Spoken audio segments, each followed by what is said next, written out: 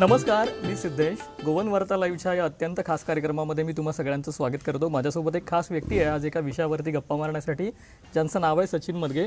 Sachin Madge sir, खूप खूप स्वागत आहे तुमचं गोवन वार्ता लाईव्हमध्ये. नमस्कार. शिवजयंतीच्या निमित्ताने आम्ही या खास गप्पा मारतोय. आम्ही दोघेही आहोत श्री सप्तकोटेश्वर या ठिकाणी. या मंदिराचं जीर्णोद्धाराचं काम सुरू आहे. त्या निमित्तानं शिवाजी महाराज आणि गोवा हा विषय समजून घेणार आहोत. त्या निमित्तानंच सचिन मदगे सरांबरोबर थेट मी त्यांना बोलते करतो. सर, माझा पहिला प्रश्न, आपण श्री सप्तकोटेश्वर इथं आहोत.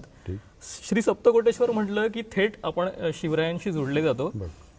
सप्तकोटेश्वराचं मंदिर गोव्यामध्ये आहे, याच्यावरती थेट लगेच कोणाचा विश्वास बसणार नाही की असं कुठलं ठिकाण आहे आणि ज्याचा थेट संबंध शिवाजी महाराजांशी आहे आणि तोही गोव्यामध्ये. हे असं जे अंतर शिवाजी महाराजांचं, गोव्याचं आणि इथल्या मंदिरांचं आणि एकूणच इथल्या भूमीचं जे राहिलेलं आहे, ह्याच्याबद्दल तुम्ही अनेक वर्ष अभ्यास करताय. तुमचं नेमकं याबद्दलचं प्रथमदर्शनी असलेलं आकलन काय आहे? तर शिवाजी महाराजांसारखा अलौकिक कर्तृत्वाचा माणूस 17व्या शतकात झाला. त्यांच्या कर्तृत्वाचा जो परिणाम, जो सामाजिक आणि राजकीय परिणाम संपूर्ण भारत देशावर झाला आणि त्यातलं सर्वात उत्तम उदाहरण म्हणजे गोवा, की शिवाजी महाराजांच्या त्यांच्या जीवनाच्या ज्या कर्तृत्वाचा जो सामाजिक आणि राजकीय परिणाम खऱ्या अर्थाने गोव्यात बघायला मिळतो. तर म्हणजे आणि मुळात झालेलं काय की थोडासा गोव्याकडं लोकांचं बघायचा दृष्टिकोनच वेगळा असल्यामुळं गोवा आणि शिवाजी महाराजांच्या कर्तृत्वाकडं अनेक लोकांचं दुर्लक्ष झालेलं आहे. आज खरं तर गोव्यात 12 तालुके आहेत. 12 तालुक्यांमधल्या 8 तालुके जे आहेत जिथं शिवाजी महाराजांचं राज्य होतं. म्हणजे ह्या 8 तालुक्यातील रयत ही शिवाजी महाराजांची रयत होती. त्यांचा राजा शिवाजी राजा होता. बरं, नुसता राजा आणि रयतचा संबंध नाही, तर हा जो आज दिसतो आमचा जो राजकीय किंवा सामाजिक जो फरक दिसतो त्याला मूळ कारण शिवाजी महाराजच. आणि आज आपण एका ऐतिहासिक ठिकाणी आहोत की जे गोव्याच्या इतिहासाच्या संदर्भात, इतिहास हा फक्त राजकीय इतिहास नसतो, सामाजिक इतिहास असतो, वेगवेगळ्या संदर्भाचा इतिहास असतो. बरोबर. तर सामाजिक, राजकीय ह्या दोन्ही दृष्टीने सप्तकोटेश्वर मंदिर हे गोव्याच्या दृष्टीने अत्यंत आणि अत्यंत महत्त्वाचं ठिकाण आहे. हे अशा ठिकाणी आपण आता सध्या आहोत. आणि गोवा आणि शिवाजी महाराजांचा आता मी तुम्हाला सांगितलं की तो तशा प्रकारे खरं तर लोकांपर्यंत गेलं पाहिजे, पण तो आजपर्यंत दुर्दैवाने तो तसं नातं बाहेर अजून कळलेलं नाही आहे. बरोबर. हे अनेकदा आपल्याला बघायला मिळतं की गोवा म्हटलं की गोव्याबद्दलचं चित्र नेमकं काय आपल्यासमोर येतं हे मी वेगळं सांगायला नको, पण गोव्यामधलंच एक चित्र, एक अंग, एक रंग हा शिवाजी महाराजांच्या देखील नावाचा आहे आणि त्याच्याबद्दलच आपण थोडक्यात जाणून घेण्याचा सचिन सरांकडनं प्रयत्न करूया. सचिन सर, गोवा आणि शिवाजी महाराज हे नेमकं नातं कसं होतं हे जरा आम्हाला सांगा. आता मी सांगितलं की शिवाजी महाराजांचं स्वराज्य हे लोक समजतात काय की बाबा पुणे, सातारा, कोल्हापूर. बरोबर. तर खरं तर शिवाजी महाराजांचं स्वराज्य म्हणजे सन 1663 पेडणे डिचोली सत्तरी आणि सन 1675 फोंड्यासह कारवार अंकोला हा भाग शिवाजी महाराजांच्या राज्याचा भाग झालेला होता.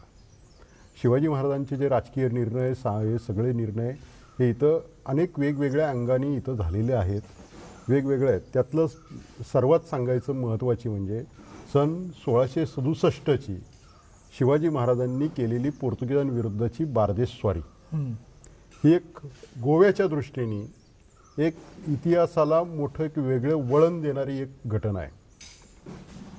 काय झालं म्हणजे ही स्वारी करण्यामागचा उद्देश काय शिवाजी महाराजांचा?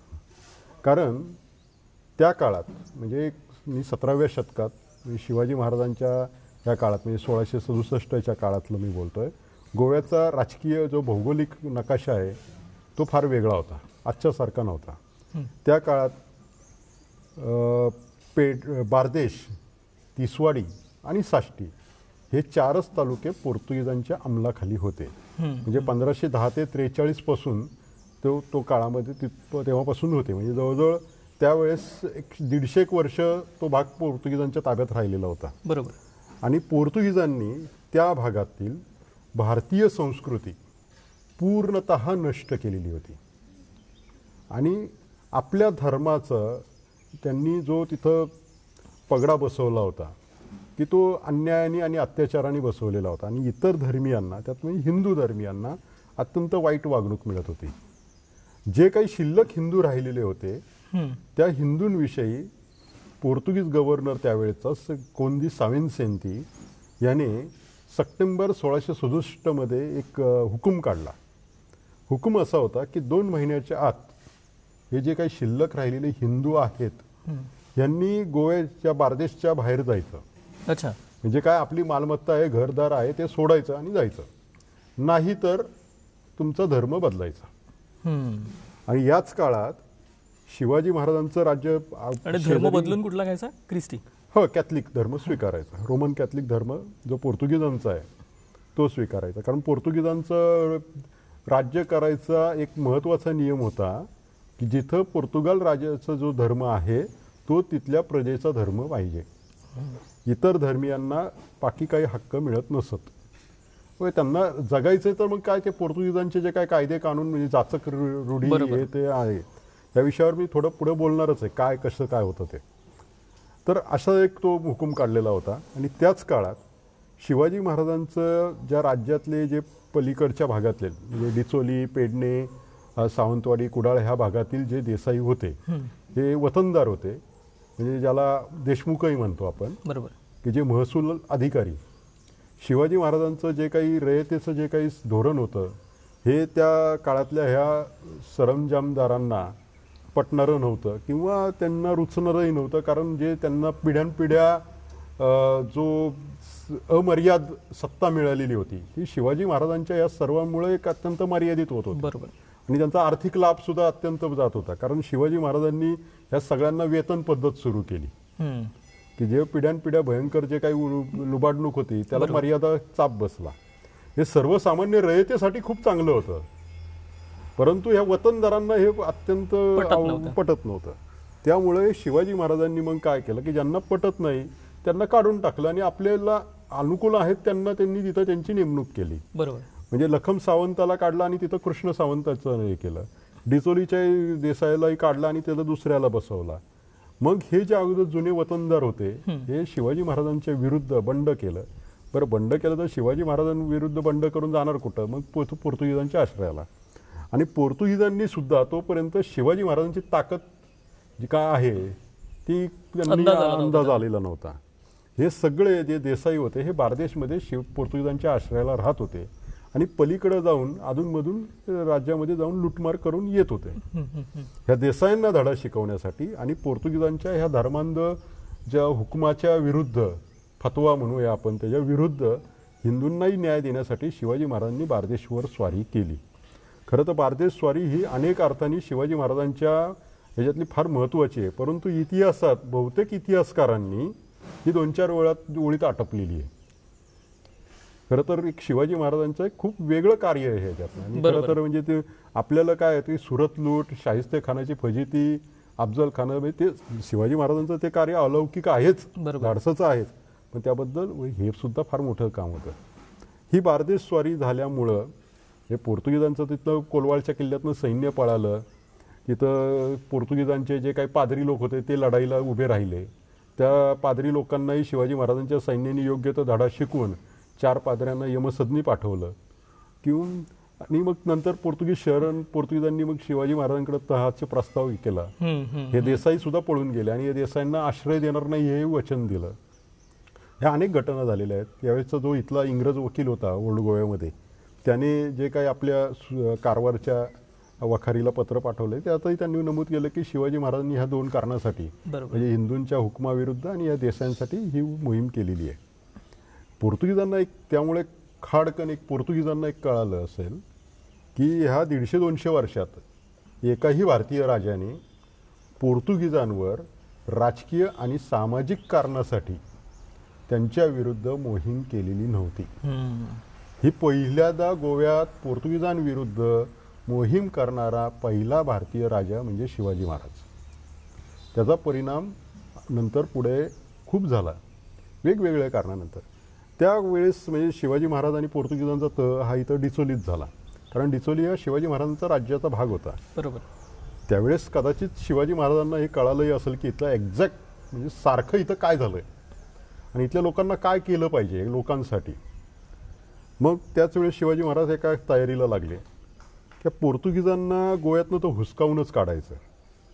बरं हे कसं काढलं पाहिजे, कारण पोर्तुगीजांची ताकद त्यावेळेस होती ती आरमारात म्हणजे नौदलात. बरोबर. शिवाजी महाराजांचं नौदल हे त्यावेळेस फार त्या मानानं नवीन होतं आणि पोर्तुगीजांचं त्यावेळेस जगातलं भारी नौदल हे समजलं जायचं. बरोबर. अशा नौदलाशी टक्कर देऊन पोर्तुगीजांना गोव्यातनं हुसकावून काढणं तर अशक्य होतं. त्यासाठी शिवाजी महाराजांचं सगळ्यात आपण आजच्या भाषेत सांगायचं तर स्ट्रॉंग हे काय होतं तर गुप्तहेरांच्या ह्याच्यात शिवाजी महाराजांचे गुप्तहेर कामाला लागले आणि ओल्ड गोव्यामध्ये वेगवेगळे वेषांतर करून जवळजवळ शिवाजी महाराजांचं जे सैन्य वेषांतर करून ओल्ड गोव्यात 400 ते 500 लोक ओल्ड गोव्यात वावरायला लागले. वा. शिवाजी महाराज राजगडला गेले. परत दुसऱ्या वर्षी तयारींशी निघाले. बरोबर. की पोर्तुगीजांना हुसकावून काढायचंच. ह्या सगळ्या गुप्तहेरांनी तयारी केलेलीच होती. शिवाजी महाराज वाटेत वेंगुर्ला इथं असताना दुर्दैवाने एक गोष्ट घडली की जी गुप्तहेरांची जी मोहीम होती ह्या मोहिमेची बातमी पोर्तुगीज गव्हर्नरला कळली. तो अगोदरच्या वर्षीचा जो गव्हर्नर होता साविन्सेंती तोच गव्हर्नर होता, परंतु भयंकर तो त्यावेळेस आजारी होता.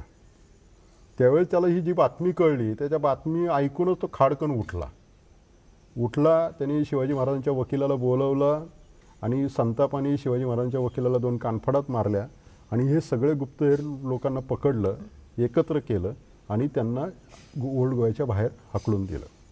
शिवाजी महाराजांना ही बातमी वेंगुर्ला इथं कळाली असं डच आणि पोर्तुगीज हे सांगतात. शिवाजी महाराज तिथून काही परत गेले नाही. शिवाजी महाराज डिचोलीला आले, कारण बहुधा त्यांनी अगोदरच्या वर्षीसुद्धा शिवाजी महाराज कारण 1.5 महिना डिचोलीला राहिलेले आहे. कारण ही जी मोहीम झाली पारदेशची ती 19 नोव्हेंबर 1667 झाली आणि तह झाला तो 15 डिसेंबरला झाला. म्हणजे कदाचित त्याच्या मागापुढं शिवाजी महाराज सव्वा महिना शिवाजी महाराज डिचोलीला असणार. बरोबर. आणि इथलं त्यांनी सगळं निरीक्षणही केलं असणार. त्यावेळेस शिवाजी महाराजांनी एक दुसरी मोहीम म्हणजे श्री सप्तकोटेश्वराचं पुनर्निर्माण करायचं, जिथे आज आता इथं आपण बसलेलो आहोत. ते खरं तर त्या काळात डिचोली तालुक्यात ह्या बारदेश भागातील तिसवाडी भागातील अनेक देवस्थानं अनेक गावांमधली देवस्थानं जी पोर्तुगीजांच्या तावडीतनं वाचलेली होती ती लोकांनी इकडं आणून त्याच्या मूर्त्या ठेवलेल्या होत्या. काय आणि बरीचशी मंदिरं गेली. 10-20% गावातली मूर्त्या वाचल्या. मंदिरं गेली. लोकांनी अक्षरशः रात्रीच्या रात्री पाठीवर बांधून कशाच्या लपून विपून ह्या मूर्त्या इकडच्या भागात इकडं आदिलशाही राज्य होतं इकडं आणून ठेवल्या होत्या. त्यातलं हे निवडलं श्री सप्तकोटेश्वर. सप्तकोटेश्वर निवडायचं कारण काय, खरं तर अनेक तुम्ही मुळगावला गेला तर अनेक मंदिरं आहेत. इकडं वेगवेगळ्या बारदेशमधल्या गावांमधली आहेत, इकडं मयेमध्ये पण आहेत, पुढं आसनोड्याला पण आहेत. परंतु सप्तकोटेश्वरच का, कारण सप्तकोटेश्वर हे पूर्वीचे जे गोव्याचे राजे होते कदंब राजे त्यांचं हे कुलदैवत. बरोबर.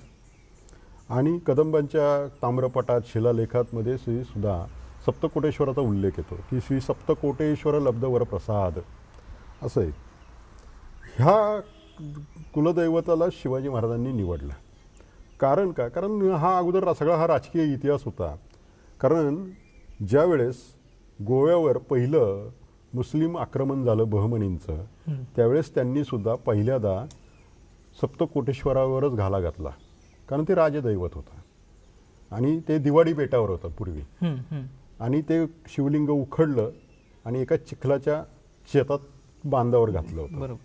ते परत विजयनगर राजांनी जेव्हा हा भाग ताब्यात घेतला तेव्हा परत ते चिखलातलं ते शेतातल्या बांधातलं शिवलिंग काढलं आणि परत सप्तकोटेश्वराचं सन्मानाने प्रतिष्ठापना केली.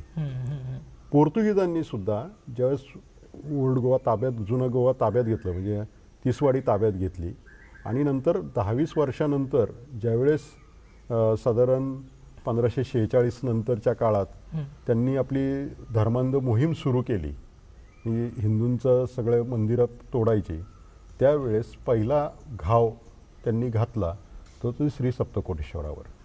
कारण काय होतं की ज्यावेळेस तुमच्या राजदैवतावर जेव्हा पहिला घाव पडतो तेव्हा लोकांची सुद्धा मानसिकता बदलते. बरोबर. कारण तुम्ही सगळंच बघा इतिहासांमध्ये की मुघल बादशाहांनी सुद्धा जिथं जिथं मध्य प्रदेश राजस्थानमधल्या जेव्हा जेव्हा राजपूत राजांना जे शरण आले नाहीत किंवा बंड केलं त्यांना जेव्हा त्यांचा पराभव केला त्यावेळेस त्यांनी पहिला घाव त्यांच्या तिथल्या मंदिरांवर घातला की त्यांची जी कुलदैवतांची मंदिर आहेत त्या राजघराण्याची. तसाच प्रकार पोर्तुगीजांनी केला, अगोदर बहमनींनी केला. त्याचा सामाजिक परिणाम होतो. बरोबर. ते शिवलिंग उखडलं पोर्तुगीजांनी आणि एका विहिरीवर आडवं घातलं. विहिरीवर आडवं घालून जे धर्मांतर झालेली माणसं आहेत त्यांना त्याच्यावर पाय देऊन विहिरीत पाणी भरायला लावायचं की करायचं. त्यावेळेस इकडच्या पलीकडं बघा, हा डिचोलीचा हा तालुका, इथं आदिलशहाचं राज्य होतं आणि इथं जे देसाई होते ते नारायणराव सूर्यराव देसाई, त्यांना ते राजदैवताची विटंबना बघवली नाही. त्यांनी एका रात्रीत गपचूप आपली काही माणसं पाठवून ते त्या विहिरीवरचं शिवलिंग उचललं आणि रात्रीत गपचूप आणून इथं हे आज आता आहे आपण ह्या नारव्यात इथं एका जे पहिले इथं जे शैव किंवा जैन कोनाडे होते खोडी त्या कोनाड्यात एका ते ठेवलं. बरोबर. आणि तिथं एक माडाची म्हणजे नारळाच्या झावळीचं एक छप्पर बांधून ते तिथं त्याची स्थापना केली. बरोबर. तर इथं अनेक आख्यायिका आहेत की शिवाजी महाराज आले आणि इथं पूजा करायला आले त्यावेळेस त्यांच्या डोक्यावरती झावळी पडली आणि मग त्यांनी असं बांधलं. तर आता इथल्या सर्वसामान्य लोकांचे ते आख्यायिका असणं हे स्वाभाविकच आहे. बरोबर. कारण आम्ही जेव्हा संशोधक म्हणून ह्यांनी हे बघतो तर सप्तकोटेश्वरच का निवडलं, इतरही अनेक महादेवाची मंदिरं होती, अनेक देवदेवतांची मंदिरं होती. कारण हे इथलं अगोदरचं मोठं राजकीय दैवत होतं हे. आणि ह्याच राजकीय दैवताला मी परत सन्मानाने परत हे करेल ह्याचा संदेश पोर्तुगीजांनाही जाईल, इथल्या सर्वसामान्य लोकांनाही कळेल की इथल्या राजदैवताला एक राजाश्रय देणारा एक राजा ह्या भूमीत आहे. बरोबर. त्यामुळे तो जो राजकीय आणि जो लोकांपर्यंत जो मनोधैर्य वाढवण्याचा जो परिणाम असतो तो निर्माण त्यामुळे त्यावेळेस नक्कीच झाला असेल. त्यामुळे शिवाजी महाराजांनी श्री सप्तकोटेश्वराचं निवड केली आणि त्याचं तिथं पुनर्निर्माण केलं. आता तिथं आपल्याला काम चालू आहे, नाही तर आपल्याला तो शिलालेखही बघायला मिळाला असता. त्या शिलालेखात स्पष्टपणे अगदी व्यवस्थित लिहिलेलं आहे की श्री शिवराजाज्ञा देवालयाचे प्रारंभ कार्तिक कृष्ण पंचमी आणि तिथी आणि ते शक्य सगळं साल व्यवस्थित त्याच्यामध्ये आहे. बरोबर. म्हणजे त्या ह्याच्यामध्ये तो येतो की ते 17 नोव्हेंबर 1668 हे साल होतं आहे आपल्या इंग्रजी तारखेप्रमाणे. त्या तारखेला शिवाजी महाराजांनी या सप्तकोटेश्वराचा जीर्णोद्धार केल्याचं हा एक असा एक हे मिळतं. बरोबर. अशा प्रकारे त्यामुळं हा इथं फार वेगळं हे झालं की इथल्या लोकांनी पण त्यावेळेस तो अनुभवली शिवशाही, वेगवेगळ्या अर्थाने शिवशाही ही अनुभवलेली आहे. आपण एक वेगवेगळे आपल्याकडे आता पुढं आणले पाहिजे असं हा सगळा शिवाजी महाराजांनी यांचा हा संबंध आहे. एक महत्त्वाचा विषय या निमित्तानं मला एक म्हणजे आता आपण सप्तकोटेश्वरमध्ये आहोत म्हणून तुम्ही खूप महत्त्वाचा विषय या निमित्तानं उपस्थित केलात की गोव्यामध्ये कशा पद्धतीने महत्त्व आहे शिवाजी महाराजांचं. पण मी आत्ता सप्तकोटेश्वरला येईपर्यंतचा जो प्रवास केला त्या प्रवासामध्ये मला कुठेच अशा पद्धतीनं दिसलं नाही की हे एक महत्त्वाचं आणि ऐतिहासिक ठिकाण आहे.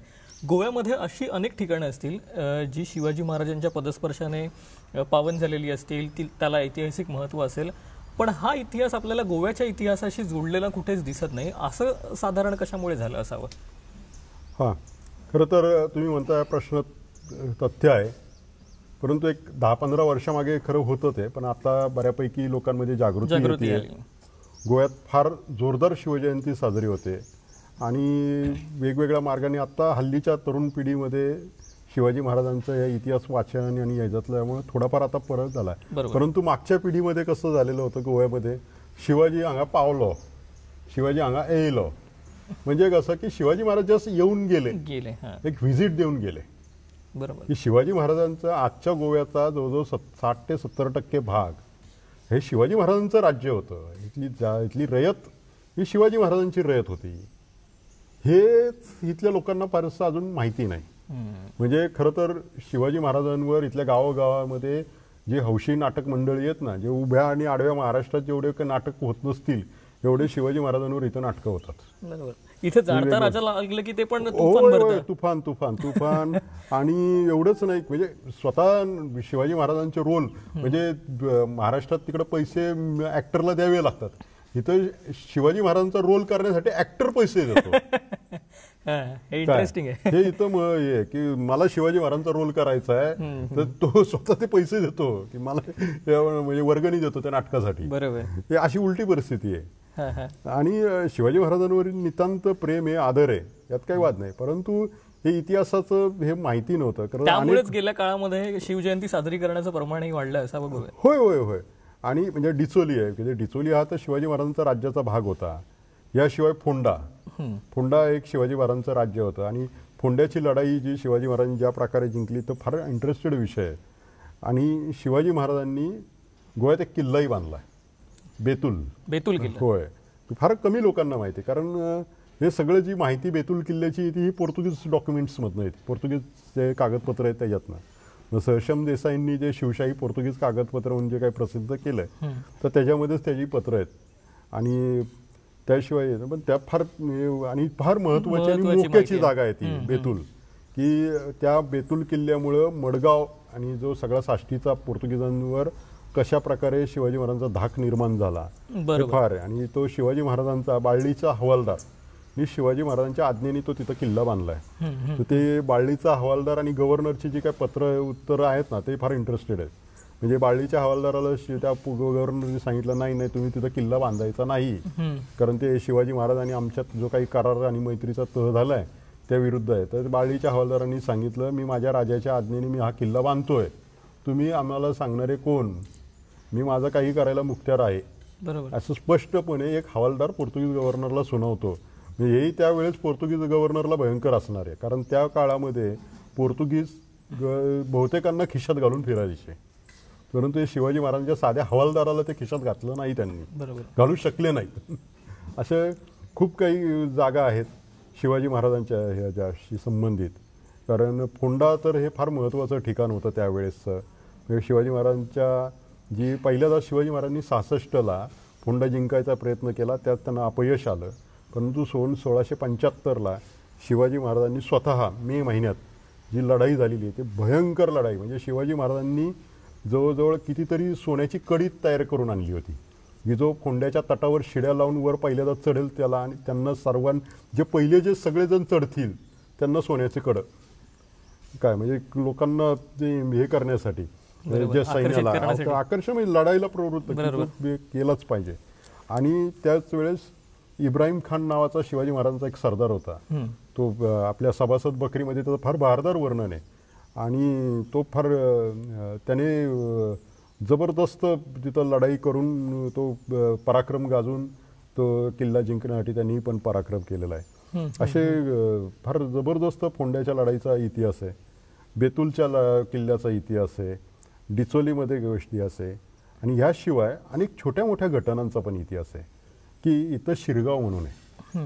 ह्या शिरगावमध्ये देऊ कामत नावाचा एक गृहस्थ राहत होता. त्याने पलीकडच्या पोर्तुगीज भागातील एका माणसाचे काही पैसे उधार घेतलेले होते पोर्तुगीज, आणि ते काही ते वेळेवर देऊ शकला नाही. त्यावेळेस त्या पोर्तुगीज माणसाने, हे पोर्तुगीज हद्दीतील माणसाने, त्यांनी दांडगाई करून त्या शिरगावमध्ये घुसला आणि त्या देऊ कामतच्या घरामधल्या चीजवस्तू आणि त्याच्या कुटुंबियांना पकडून त्याने पोर्तुगीज हद्दीत घेऊन गेला. देऊ कामत शिवाजी महाराजांच्या त्या डिचोलीचा जो हवालदार, त्याचं नाव येतं नरसो काळो, त्याच्याकडे गेला आणि त्याला ही आपली तक्रार सांगितली. खरं तर त्या दोघांमधला हा व्यवहाराचा विषय आहे, खरं तर त्यात सरकारी यांनी पडणं किंवा हे नाही, कारण पलीकडचा परत हे. तर त्या नरसो काळोनी डायरेक्ट आपल्या प्रजाजनाने त्याची तक्रारीची दखल घेऊन गव्हर्नरला पत्र लिहिलं, पोर्तुगीज गव्हर्नरला, आणि पोर्तुगीज गव्हर्नरला समजावून सांगितलं नाहीतर बाबा तुमचे आणि आमचे संबंध ताणले जातील. बरोबर. आणि मग त्या पोर्तुगीज गव्हर्नरनी पण त्याची दखल घेतली आणि त्या देऊ कामतच्या ज्या कुणी त्याला पकडून नेलं होतं त्या माणसाला ती माणसं सोडवायला लावली आणि ते सगळं त्याला हे केलं. आणि देऊ कामतच्या पैशाची हमी स्वतः नरसो काळोनी घेतली. अशा प्रकारे इथं शिवशाही झालेली आहे. इथल्या लोकांनी ही शिवशाही अनुभवलेली आहे, हे सर्वसामान्य लोकांनी सुद्धा, की अनेक लोकांची गुरं पोर्तुगीज हद्दीत गेलेली आहेत, ती पोर्तुगीज शिपायांनी पकडून ठेवलेली आहेत. तांदळाच्या होड्या, छोटे छोटे पडाव, हे जे काय हद्दीतल्या नद्यांमधनं व्यापाऱ्यांचा माल पोर्तुगीजांनी पकडलेला आहे. बरोबर. ते सुद्धा ह्या फोंड्याच्या शिवाजी महाराजांच्या सुभेदारांनी, डिचोलीच्या हवालदारांनी, पेडण्याच्या हवालदारांनी हे लोकांना न्याय मिळवून दिलेले आहेत. बरोबर. हे अनेक अशी गोष्टी आहेत की या खूप महत्त्वाच्या आणि खूप इंटरेस्टेड आहेत. कारण शिवाजी महाराजांसाठी लोक तुम्हाला अनेक वेगवेगळ्या ठिकाणी शिवाजी महाराजांसाठी जीव देणारी होती. बरोबर. कशासाठी? कारण कोणासाठी आपलं किती आलं तरी, कारण काय होतं की तो राजा आपल्यासाठी एवढं करतोय तर त्याच्यासाठी जीव देणं हे आपलं कर्तव्य आहे. म्हणजे लढाईमध्ये आपला प्राण पण हे लावणं, तर ह्या अशा कार्यामुळेच शिवाजी महाराजांचे असे अनेक वीर होते की जे शिवाजी महाराजांच्या रक्षणासाठी की आपला प्राणही ते त्यागायला समर्थ होते. अगदी. सचिन सरांच्या बोलण्यामध्ये अनेकदा पोर्तुगीज गव्हर्नर हा शब्द आला. गव्हर्नर पोर्तुगीजांचा जो होता तो कशा पद्धतीने जाचक आणि त्याचं महत्त्व साधारणपणे त्या सरकारमध्ये कसं होतं आणि आज गव्हर्नर शब्दाचं काय झालेलं आहे ह्याच्यावरती न बोललेलंच बरं. पण महत्त्वाची गोष्ट गोव्याच्या पर्यटनाबाबत, शिवाजी महाराजांबाबत, गोव्याच्या इतिहासाबाबत आणि एकूणच किल्ल्याबाबत, जे गोवा म्हटलं की सगळ्यात पहिल्यांदा आपल्या डोळ्यासमोर तर ते म्हणजे पर्यटन. पण गोव्याच्याच पर्यटनाचा एक भाग शिवाजी महाराजांचा इतिहासही होऊ शकतो असं तुम्हाला वाटतं? होय, नक्कीच. आणि करायला पाहिजे. होय, आणि केलाही पाहिजे. कारण काय आहे की खरं तर म्हणजे गोव्याचं एक सामाजिक आणि राजकीय महत्त्व एका राजामुळे हे बदललं, ते म्हणजे शिवाजी महाराज. का ते एक सांगतो. कारण गोव्यात 12 तालुके आहेत. ह्या 4 तालुक्यामध्ये पोर्तुगीजांनी भयंकर त्यांची मनमानी केली. म्हणजे त्यांचा धर्माचा जो उन्माद, बरोबर, जो हे त्यांनी इथं भयंकर उच्छाद केला, त्याचे परिणाम भोगलेच ह्या 4 तालुक्यांनी. परंतु शिवाजी महाराजांच्या मृत्यूनंतर जवळपास 100 वर्षानंतर ह्या नव्या काबिजादीतले भाग पोर्तुगीजांनी जिंकून घेतले. परंतु हे जिंकून घेताना पोर्तुगीजांनी एक पहिलं इथल्या नव्या काबिजादीतल्या लोकांना आश्वासन काय दिलं, तर आम्ही तुमच्या धर्माला आणि मंदिरांना हात लावणार नाही. बरोबर. खूप मोठी गोष्ट आहे. फार महत्त्वाचं. कारण त्यावेळेस जो शिवाजी महाराजांच्या राज्याचं पुढे नंतर साम्राज्य झालेलं होतं. बरोबर. आणि वेगवेगळे लोक म्हणजे गोव्यातीलच लोक, अनेक लोक त्यावेळेस उत्तर हिंदुस्थानमध्ये म्हणजे महादजी शिंद्यांकडं, शिंद्यांच्या ह्याच्यात आधी पेशव्यांकडं फार मोठ्या पदावर होते. हे रामचंद्र मल्हार सुकटणकर असू देत, लखपादादा लाड, जीवबादादा केरकर, ही अनेक मंडळी. एवढंच काय की शिंद्यांचा कारभार जो उत्तर हिंदुस्थानातला हा शेणवी कारभार म्हणून ओळखला जायचा. आणि ही शेणवी मंडळी ही सगळी गोवा आणि सिंधुदुर्गमधली होती. त्यामुळं एक फार मोठं हे होतं की आणि इथं शिंद्यांचं आणि सावंतांचं नातंही निर्माण झालेलं होतं. हे अनेक गोष्टी हे होत्या की पोर्तुगीजांवर प्रचंड राजकीय दबाव होता. बरोबर. की त्यामुळं पोर्तुगीजांनी स्पष्टपणे, कारण वसई मोहिमेमध्ये त्यातल्या तो अगोदर वसई मोहिमेचं एक भयंकर महत्त्व आहे की वसई मोहिमेमुळे पोर्तुगीजांवर जो जबरदस्त तडाखा बसलेला होता.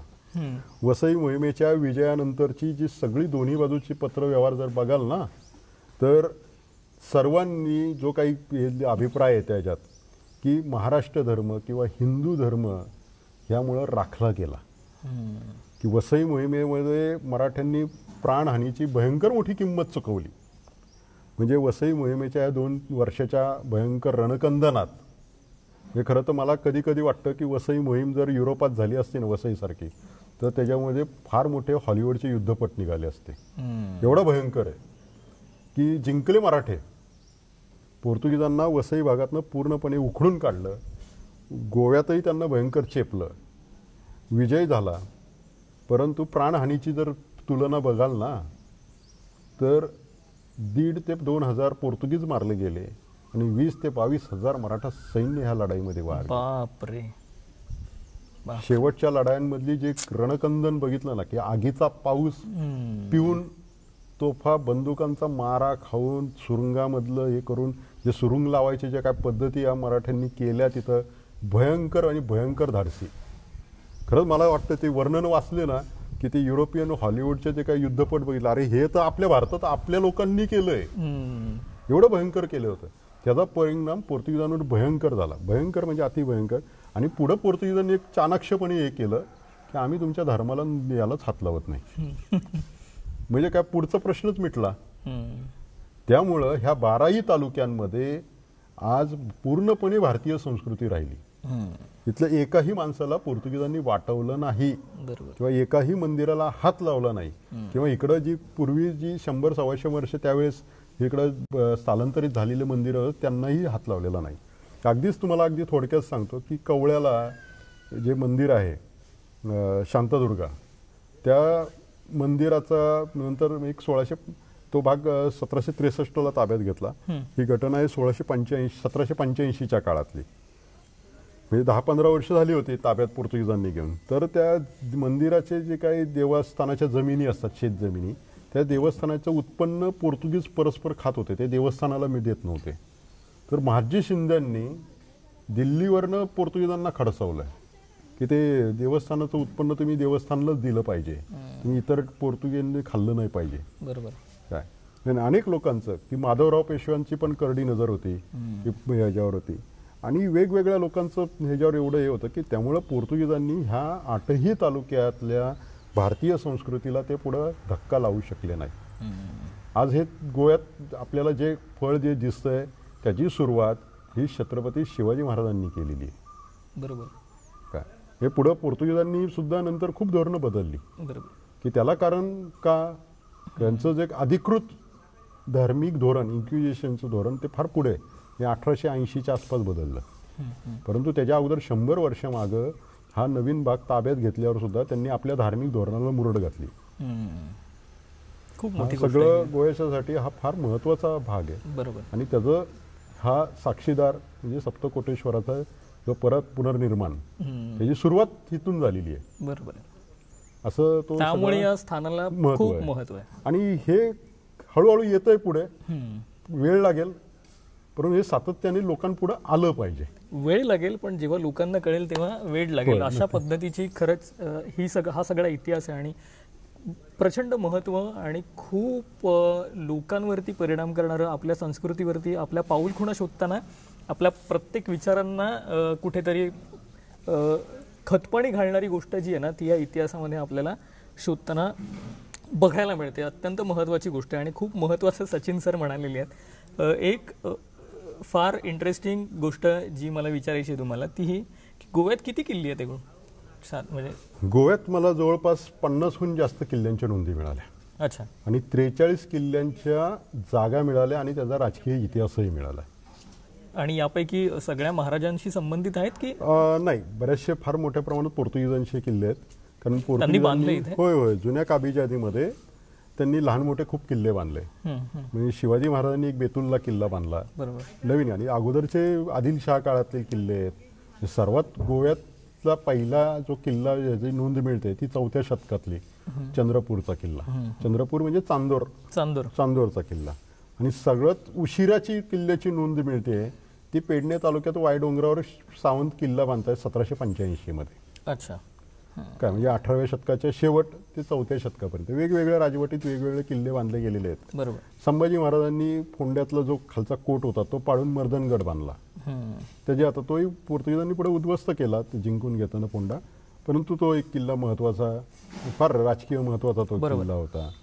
अनेक असे वेगवेगळे की जे गोवा शहर मूळ जे आहे, ज्याला अक्षी वेल्ला हा जो परिसर आहे गोवा वेल्ला परिसर, ते गोपकपट्टण बंदर, बरोबर, ते पण एक फार प्राचीन काळातलं एक महत्त्वाचं किल्ल्याचं शहर होतं आणि फार सुनियोजित. आजही त्याच्या पाऊलखुणा तिथं व्यवस्थित वेगवेगळ्या आहेत. अनेक वेगवेगळ्या राजकीय कालखंडात वेगवेगळे किल्ले त्या काळात बांधले. म्हणून का राजकारण बदलतं किंवा मार्ग बदलतात तसं मग काही किल्ल्यांचं महत्त्व कमी गेलं, काहींचं महत्त्व वाढलं. अशा याच्यामध्ये वेगवेगळ्या किल्ल्यांचं नोंद मिळत गेलेली आहे. बरोबर. फार महत्त्वाचं की गोवा कशा पद्धतीनं या सगळ्या शिवाजी महाराजांच्या विचारांशी, त्यांच्या रयतेशी, त्यांच्या एकूण साम्राज्याशी कसा बांधलेला होता ह्याच्या कुठेतरी पाऊलखुणा आपल्याला या सगळ्या गप्पात बघायला मिळतात.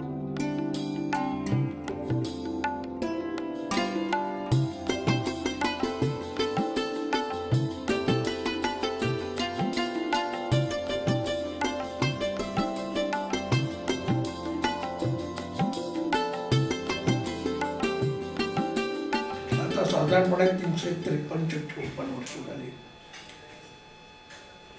मंदिर होतं तसंच होतं, काही त्याच्यात सुधारणा झाली नव्हती किंवा त्याचं कुठलाही जीर्णोद्धार झाला नव्हता. आज पहिल्यात प्रथम इतक्या वर्षाने सरकार जीर्णोद्धार करीत आहे. वास्तविक याचं काम आमचे तिथं मंगेश साहेब आले होते, मी त्यांच्यासमोर बोलणे मग बरोबर नाही.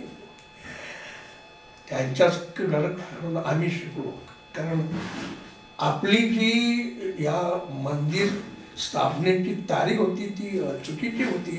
आणि मंगेश साहेब ज्या वेळेला बाबासाहेब पुरंदरे आले होते या कामाची सुरुवात करायला, त्यावेळेला आम्हाला समजलं की तारीख चुकीची आहे. आणि ती आर्किओलॉजिकल डिपार्टमेंटने सुद्धा ते बोर्ड लावला होता, त्या ठिकाणी 6 एप्रिल होती.